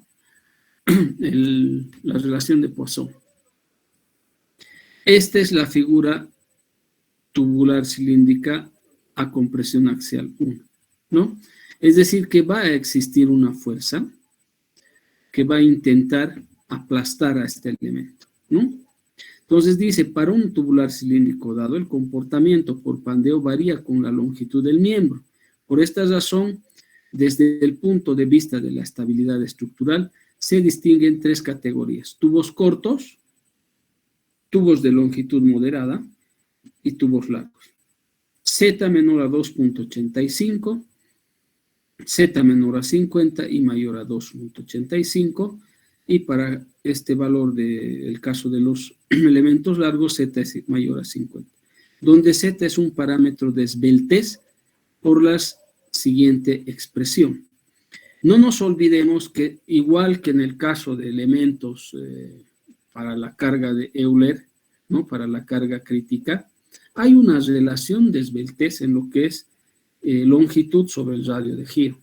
Para este caso, Z, que es el parámetro de esbeltez, que está expresada en función a estos parámetros, ¿no? L cuadrado sobre el radio del tubo por su espesor, todo esto multiplicado por la raíz cuadrada de 1 menos mu, donde mu es el coeficiente o la relación de Poisson, y esto tiene que ser igual, haciendo operaciones, 0.954 de la longitud al cuadrado dividido entre el radio del tubo multiplicado por su espesor. Para tubos cortos, o sea, donde el radio del tubo es grande, comparado con su longitud, el esfuerzo de pandeo local crítico es este de acá. Pi al cuadrado por E, por T al cuadrado entre 12, dividido entre 1 menos mu al cuadrado, todo esto por la longitud al cuadrado. Si ustedes se fijan, las ecuaciones pues son similares. Lo único que está variando acá es justamente la relación de esbeltez que existe de este elemento tubular, ¿no?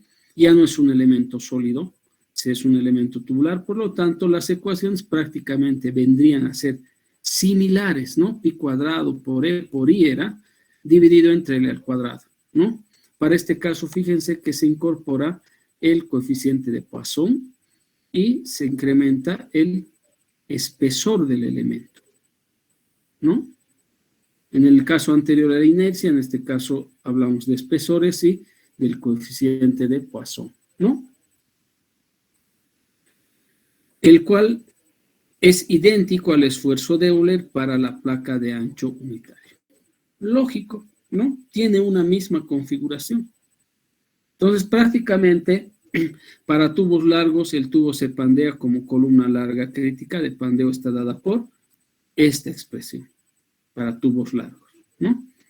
Pi por E por I sobre L cuadrado, donde I es el momento de inercia de la sección del tubo, dado por la siguiente expresión. La inercia para un tubo es pi por el radio al cubo o por t, ¿no? La inercia. Pi por el radio al cubo por t. Por lo tanto, los tubos largos, el esfuerzo crítico de pandeo está dado por esfuerzo crítico, ¿no? El sigma. Acá están usando F, pero para nosotros es el sigma. Es igual a pi al cuadrado por el módulo de elasticidad multiplicado por R sobre L al cuadrado dividido entre 2.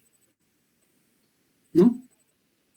Los tubos de longitud moderada pueden pandearse localmente en un patrón de diamante, como se muestra en esta figura, en la figura 2. El esfuerzo crítico de pandeo está dado por C, por E, por T y R, ¿no?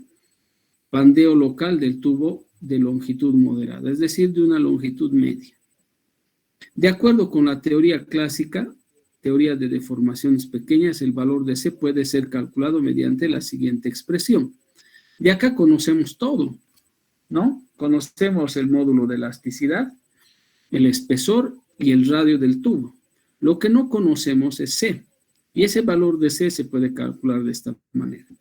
1 sobre la raíz cuadrada de 3 por 1 menos mu al cuadrado, que es igual a 0.605, ¿no? Conociendo el valor de mu, que es 0.3, ¿no? Como acá. De acuerdo con la teoría clásica, tenemos esta representación, por lo tanto, el F crítico va a ser 0.605 por E, todo esto multiplicado por T dividido entre R. ¿Ya? Cuando el esfuerzo de pandeo excede el límite de proporcionalidad, el esfuerzo teórico de pandeo se encuentra en el rango inelástico. Dicho esfuerzo puede ser calculado por esta expresión, ¿no? A por C por E, todo eso por T dividido entre el radio, donde A es el factor de reducción por amplificación y está dado por la siguiente expresión, ¿no? 1 menos mu dividido entre 1 menos mu sub p al cuadrado, todo esto elevado a la 1 medio, por el módulo de elasticidad secante, dividido entre el módulo de elasticidad, multiplicado por el módulo de elasticidad tangente, dividido entre el módulo de elasticidad, igual a la 1 medio, ¿no? Donde mu es la relación de Poisson para el rango elástico, igual a 0,30, y mu sub p es la relación de Poisson para el rango plástico, que es 0,5, ¿no? E sub s, hemos dicho, el módulo secante, E sub t, el módulo tangente, y E, el módulo de elasticidad, ¿no? Todo esto es para el pandeo local en tubos moderados. Esto de acá, del anterior, para tubos cortos. Y para tubos largos se aplica la misma fórmula de Euler, ¿no? La que conocemos habitualmente. ¿Sí? Hemos visto de igual manera para el pandeo en secciones llenas, hemos visto que hay columnas cortas, medianas y largas. No, para el caso de las medianas, habíamos visto que las teorías son teorías de aproximación, ¿no? A la ecuación de Euler. Pero para columnas largas se aplica perfectamente la ecuación de Euler, ¿no?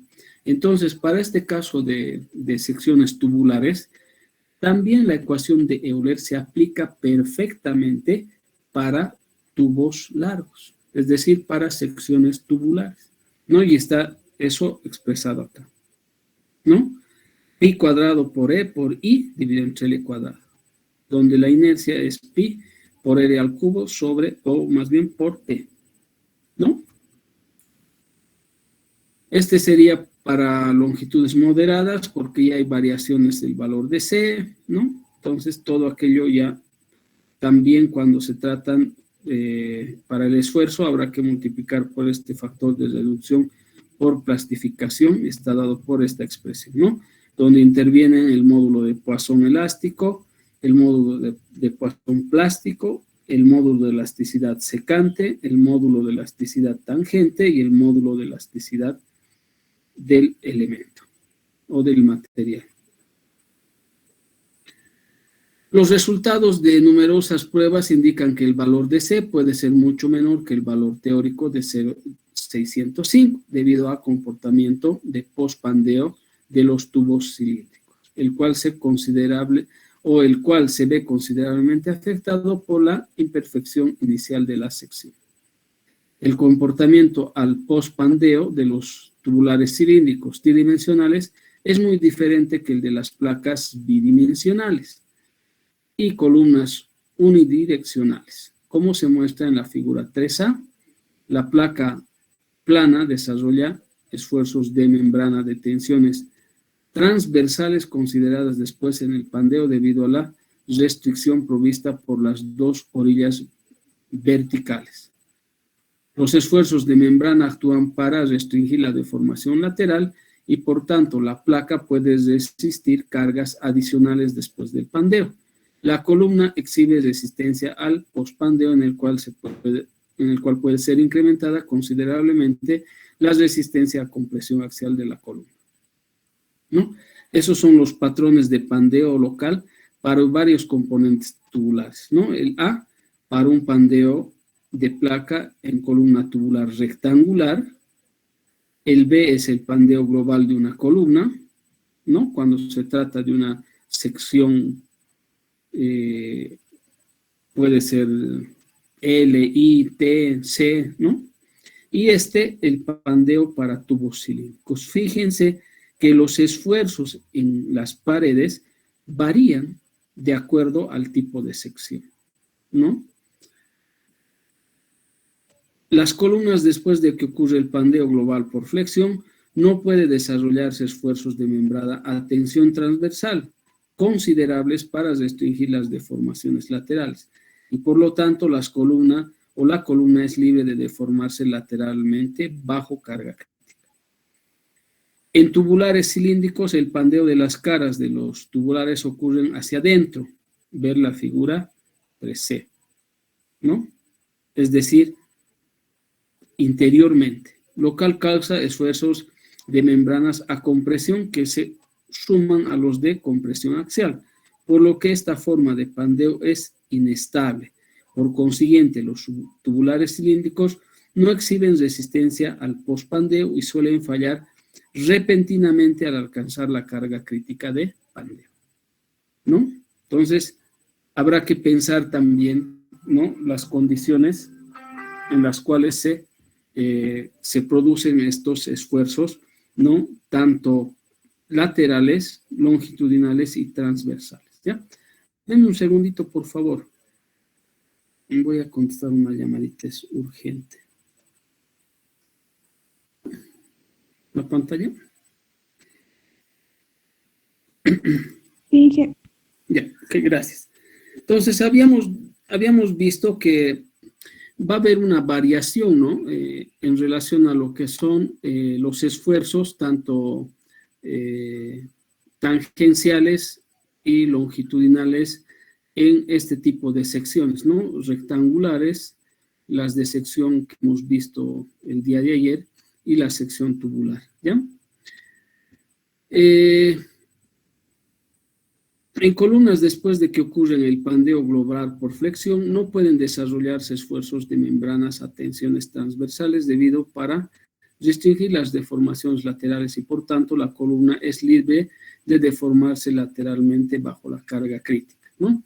Entonces, este elemento, hemos dicho, tubular, ¿no?,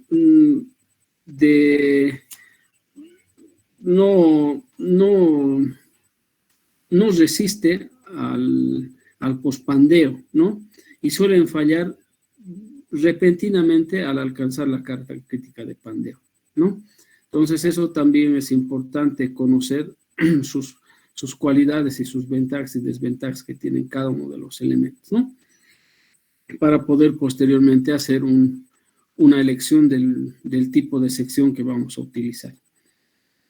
El pandeo local bajo flexión, ¿no? El comportamiento bajo pandeo local en la porción a compresión de un miembro tubular sujeto a flexión es diferente a las del mismo miembro sujeto a compresión axial.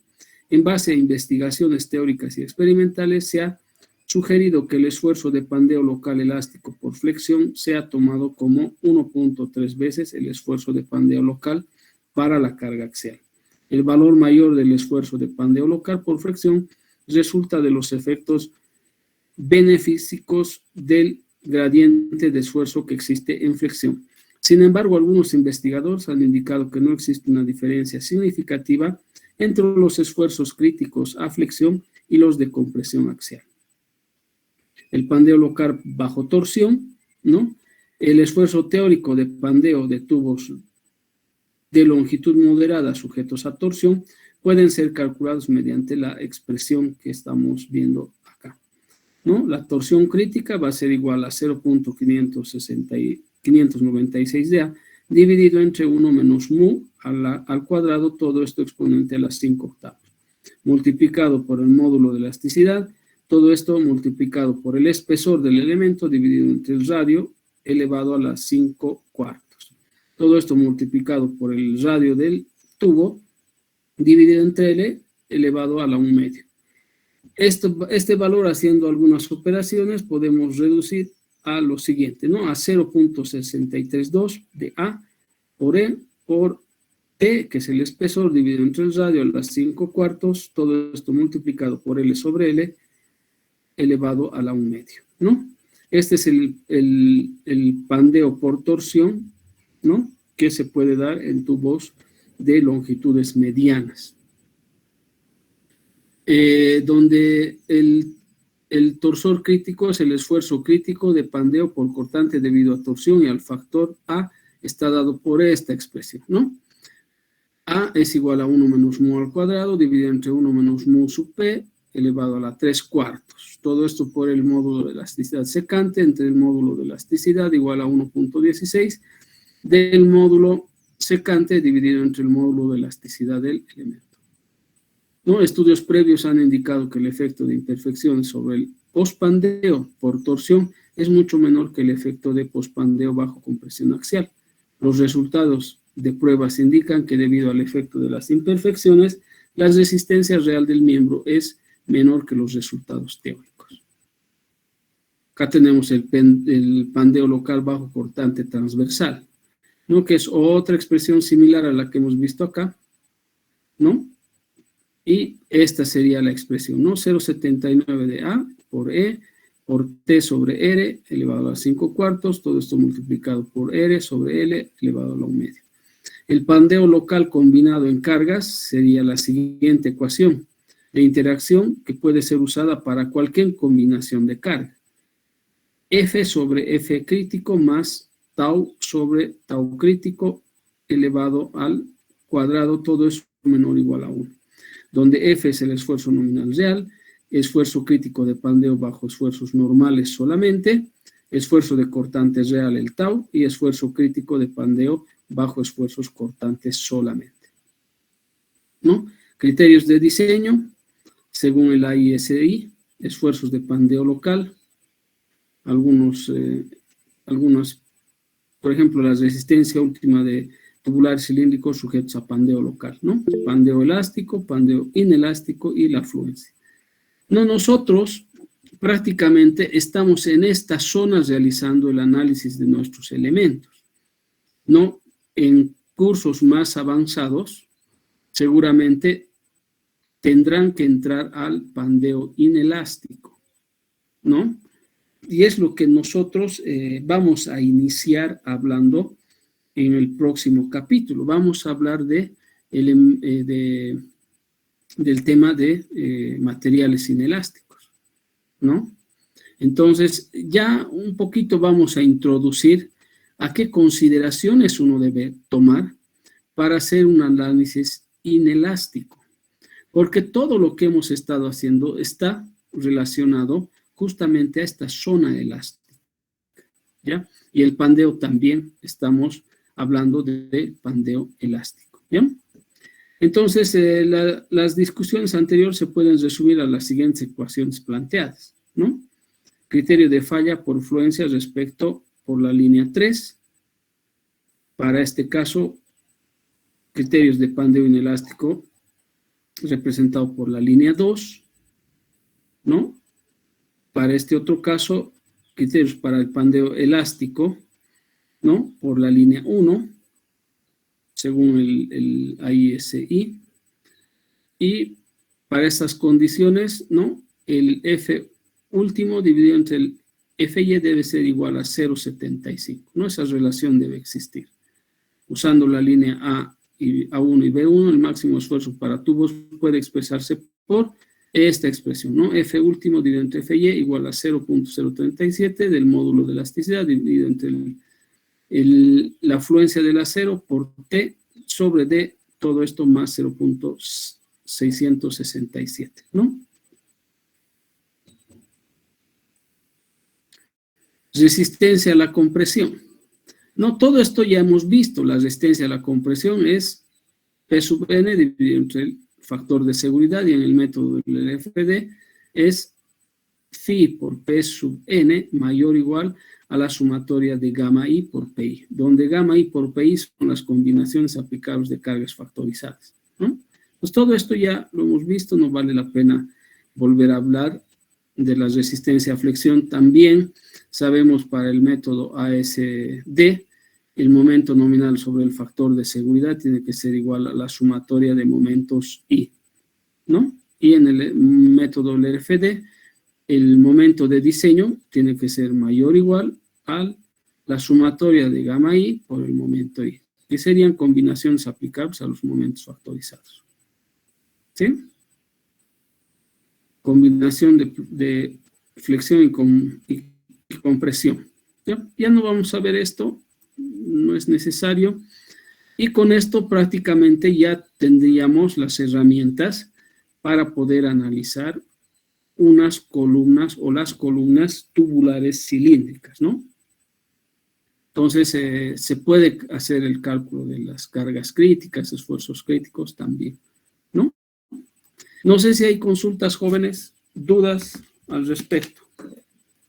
Eso lo entregan el día sábado en el horario del examen, ¿ya? Entonces, no sé si hay alguna consulta más, alguna duda, algo que necesiten que les aclaremos.